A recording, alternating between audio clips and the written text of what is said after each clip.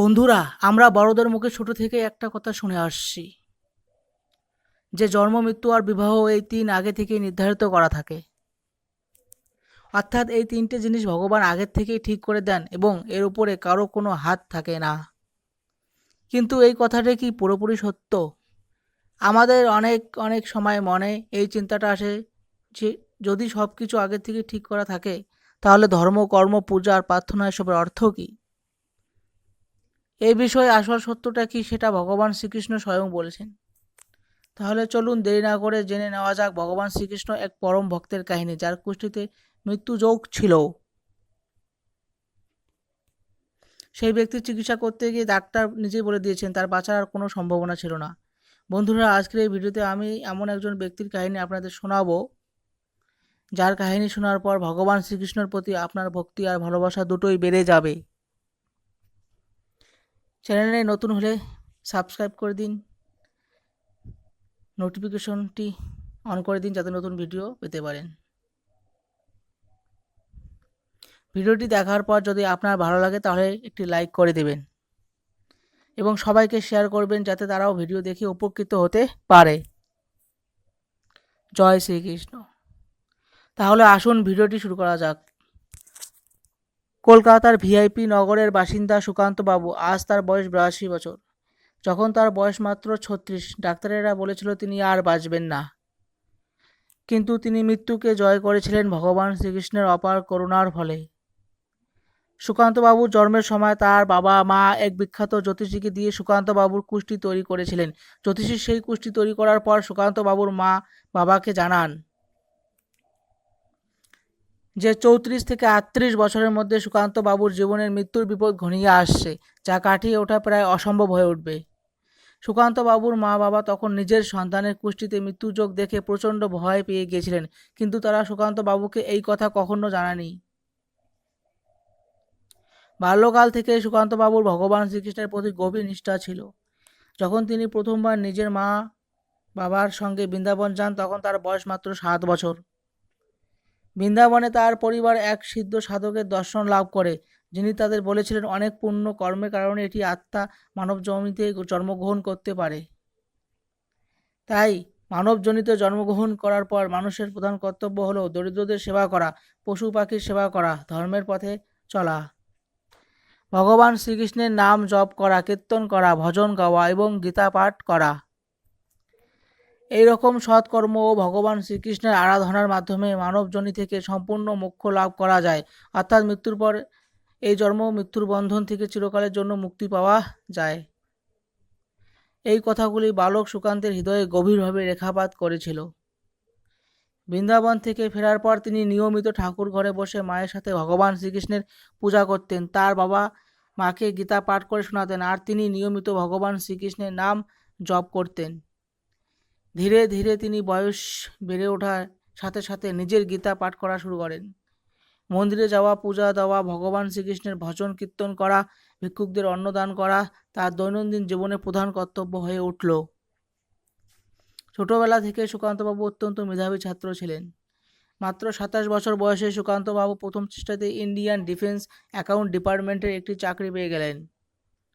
ছেলের এত বড় চাকরি পাওয়ার সংবাদে যখন তার বাবা মা পেলেন তখন তাদের বুঝতে বাকি রইল না যে ভগবান শ্রীকৃষ্ণের আশীর্বাদে তাদের ছেলে এত বড় চাকরি পেয়েছে।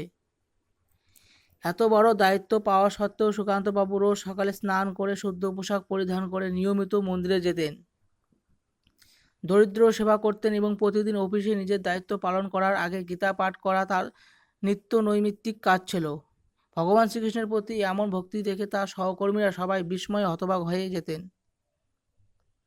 বছরে একবার ছুটি নিয়ে তিনি মা বাবার সঙ্গে অবশ্যই বৃন্দাবন যেতেন, সেখানে ভগবান শ্রীকৃষ্ণের পূজা করতেন, ভজন কীর্তন শুনতেন এবং সেই সিদ্ধ সাধকের সঙ্গে দেখা করে তার মুখে ভগবান শ্রীকৃষ্ণের লীলা কাহিনী শুনতেন।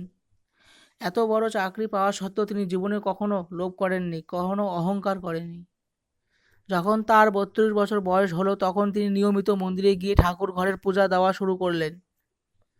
তার মা বাবা তখন একটু বয়স হয়ে গিয়েছিল, তাই তিনি তাদের গীতা পাঠ করে শোনাতেন।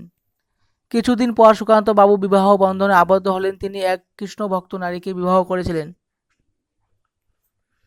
এইভাবে সুখে শান্তিতে তার দিন কেটে যাচ্ছিল। 4 বছর এইভাবে কাটানোর পর একদিন মধ্যরাতে তিনি খুব অসুস্থ বোধ করতে লাগলো। তার অসুস্থতা যখন খুব বেড়ে গেল, তখন তার মা-বাবা এবং স্ত্রী কিছুই বুঝে উঠতে পারছিলেন না। তখন সুকান্তবাবুর মা-বাবার হঠাৎ মনে পড়ল সেই কুষ্ঠিতে লেখা ভয়ঙ্কর মৃত্যুযোগের কথা। তাই তারা প্রথমে প্রচণ্ড ভয় পেয়ে গেলেন এবং ভগবান শ্রীকৃষ্ণের নাম জপ করতে শুরু করলেন। ভগবানের নাম জপ করা মাত্রই তাদের দুশ্চিন্তা কেটে গেল এবং মাথায় একটা বুদ্ধি এলো। তখন সুকান্তবাবুর বাবা নিকটবর্তী এক বেসরকারি হাসপাতালে ফোন করে অ্যাম্বুলেন্স ডেকে পাঠালেন। যখন অ্যাম্বুলেন্স এলো তখন সুকান্তবাবুকে সেই হাসপাতালে নিয়ে যাওয়া হলো। তার শারীরিক অবস্থা খুবই খারাপ ছিল। তাই অ্যাম্বুলেন্স হাসপাতালে পৌঁছানোর মাত্রই তাকে আইসিইউতে ভর্তি করে নেওয়া হলো। সুকান্তবাবুর তখন প্রচণ্ড শ্বাসকষ্ট হচ্ছে। তার বাবা মা এবং তার স্ত্রী অত্যন্ত ভেঙে পড়েছেন। তারা শ্রীকৃষ্ণের একটি মূর্তির সামনে দাঁড়িয়ে অঝরে কাঁদতে লাগলেন। সুকান্তবাবুর চিকিৎসার দায়িত্ব পড়ল ডক্টর আহুজা নামক এক বিখ্যাত ডাক্তারের উপর। তিনি তৎকালীন সময়ের সবথেকে বড় ডাক্তার ছিলেন।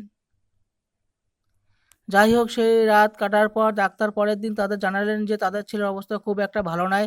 তার হার্টে কিছু একটা গভীর সমস্যা দেখা দিয়েছে।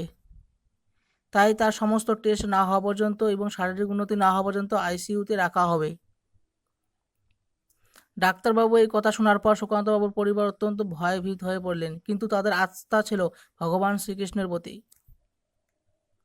তার মা নিয়মিত ভিজিটিং আওয়ারে ছেলের সঙ্গে দেখা করতেন এবং তার সামনে দাঁড়িয়ে কিছুক্ষণ তাকে ভগবদ গীতা পাঠ করে শোনাতেন। এইভাবে 7 দিন অতিক্রান্ত হবার পর সুকান্তবাবুর শারীরিক অবস্থা আরও খারাপ হয়ে গেলেও তখন ডাক্তারবাবু তাকে ভেন্টিলেশনে রাখার পরামর্শ দিলেন। সমস্ত টেস্ট এবং সব কিছু করার পর ডাক্তার সুকান্তবাবুর পরিবারকে জানালেন যে তার হাতে আর কিছুই নেই, এখন সব কিছু ভগবানের উপর নির্ভর করছে। কিন্তু অবিশ্বাস্যভাবে ডাক্তারের মুখে এই কথা শোনার পরও সুকান্তবাবুর মা বাবা এবং স্ত্রী বিচলিত হলেন না। কারণ তাদের অটুট বিশ্বাস ছিল ভগবান শ্রীকৃষ্ণের উপর। তারা প্রতিদিন ভোরবেলা উঠে স্নান করে শুদ্ধ পোশাক পরে মন্দিরে যেতেন এবং ভগবান শ্রীকৃষ্ণের পূজা দিয়ে ভগবানের সামনে বসে সুকান্তবাবুর জন্য প্রার্থনা করতেন। সুকান্তবাবু অত্যন্ত ভালো স্বভাবের মানুষ ছিলেন, তাই প্রতিবেশীরাও তার জন্য প্রার্থনা করতেন। তার বাবা মা এবং তার স্ত্রী দীর্ঘক্ষণ শ্রীকৃষ্ণের দিকে তাকিয়ে বসে থাকতেন। আর তারপর একদিন পরম করুণাময় ভগবান শ্রীকৃষ্ণ এমন লীলা দেখালেন যা শুনলে আপনার অবাক হয়ে যাবেন। ভেন্টিলেশনে টানা 2 দিন অবচেতন হয়ে পড়ে থাকার পর সুকান্তবাবু হঠাৎ একটি স্বপ্ন দেখলেন। স্বপ্নে তিনি দেখলেন তিনি অবচেতন হয়ে পড়ে আসেন এবং তার মাথায় হাত বলিয়ে দিচ্ছেন স্বয়ং ভগবান শ্রীকৃষ্ণ। এই আশ্চর্য কথা তিনি সুস্থ হবার পর পরে তার পরিবারকে জানান। এই দৃশ্য অনুভব করার পর তিনি ভগবান শ্রীকৃষ্ণকে স্পর্শ করার জন্য তার চোখ খুলে ফেলেন। এই চোখ খোলার দৃশ্য দেখে উপস্থিত নার্স দ্রুত ডাক্তারের খবর দিল। ডাক্তার এসে সুকান্তবাবুকে দেখে খুবই অবাক হলেন, কারণ সুকান্তবাবুর সেই অবস্থায় চেতনা ফিরে পাওয়ার কোনো সম্ভাবনাই ছিল না। ডাক্তাররা দেখেন সুকান্তবাবু সচেতন অবস্থায় নিজের চারপাশে কিছু একটা দেখার চেষ্টা করছেন। সঙ্গে সঙ্গে তার পরীক্ষা করা হয় এবং সমস্ত কিছু টেস্ট করে জানা গেল যে সুকান্তবাবুর শরীর আগের থেকে অনেকটাই সুস্থ আছে। ডাক্তারবাবুরা এই ঘটনাকে মিরাক্কেল বলে সম্বোধন করলে সুকান্তবাবু বাবা মা স্ত্রী জানতে এই সব কিছু সম্ভব হয়েছে ভগবান শ্রীকৃষ্ণের আশীর্বাদে। এই ঘটনার 4 দিন পর সম্পূর্ণভাবে সুস্থ হয়ে সুকান্তবাবু ডাক্তারকে এবং নিজের মা বাবাকে এই বিস্ময়কর ঘটনা খুলে বললেন এবং সেই ঘটনা শুনে ডাক্তারবাবু অবাক হয়ে বসে রইল, কারণ ডাক্তারবাবুর জীবনে এই ঘটনা সম্পূর্ণ নতুন এবং আনন্দদায়ক, যাকে তিনি মিরাক্কেল বলে সম্বোধন করেছিলেন। 1 সপ্তাহ পর সুকান্তবাবু সম্পূর্ণ সুস্থ হয়ে বাড়ি ফিরে এলেন। তার কুষ্ঠের মৃত্যুর যোগকে তিনি এইভাবে এড়িয়ে যেতে সক্ষম হয়েছিলেন। সুকান্তবাবুর মা বাবা পরলোক গমন করলেও তিনি আজও জীবিত আছেন এবং তার স্ত্রীর সঙ্গে 82 বছর বয়সেও ভিআইপি নগরের বাড়িতে অত্যন্ত আনন্দের সাথে জীবন কাটাচ্ছেন। বন্ধুরা, বলা হয় যে নিয়মিত শুদ্ধ মনে ভগবান শ্রীকৃষ্ণের নাম জপ করলে, ভগবান কীর্তন বা ভজন শ্রবণ করলে এবং গীতা পাঠ করলে ব্যক্তির জীবন থেকে নানা রকম বাধা বিঘ্ন বা দুঃখ কষ্ট দূর হয়ে যায়। আর্থিক উন্নতির পথ প্রশস্ত হয়, এমনকি মৃত্যু ভয় পর্যন্ত কেটে যায়। তাই নিয়মিত ভগবান শ্রীকৃষ্ণের নাম জপ ও গীতা পাঠ অবশ্যই করবেন এবং সময় পেলে অবশ্যই ভগবান শ্রীকৃষ্ণের লীলা কাহিনী শ্রবণ করবেন। বলা হয় এই 4টি বিষয়ে কখনো লজ্জা পাওয়া উচিত নয়: পুরাতন কাপড়, বয়স্ক মা-বাবা, দরিদ্র বন্ধু এবং সাধারণ জীবন যাপন। এই পৃথিবীতে আমরা কে কতদিন বেঁচে থাকবো সেটা আমরা জানি না, আর এটা গুরুত্বপূর্ণ বিষয় নয়। গুরুত্বপূর্ণ বিষয় হলো আমরা মানুষের মনে কতদিন বেঁচে থাকবো। মানুষের জ্ঞানের পরিচয় পাওয়া যায় তার কথায়, যোগ্যতার পরিচয় পাওয়া যায় তার কর্মে এবং বংশের পরিচয় পাওয়া যায় তার ব্যবহারে। যারা বাড়িতে ছোট তাদের কাছে একটা অনুরোধ যে বাড়ির গুরুজনদের সাথে কিছুটা সময় ব্যয় করো, কারণ ইন্টারনেট বা গুগল সব কিছু পাওয়া যায় না। জীবনে আমাদের এত অহংকার কেন? ঘুম ভাঙলে সকাল, আর না ভাঙলে পরকাল। বন্ধুরা, এই ভিডিওটি এবং শ্রীকৃষ্ণের এই কাহিনী যদি আপনার ভালো লাগে তাহলে অবশ্যই একটা লাইক করবেন এবং কমেন্ট অবশ্যই লিখবেন জয় শ্রীকৃষ্ণ। ভিডিওটি দেখার জন্য ধন্যবাদ। সবাই ভালো থাকবেন, সুস্থ থাকবেন।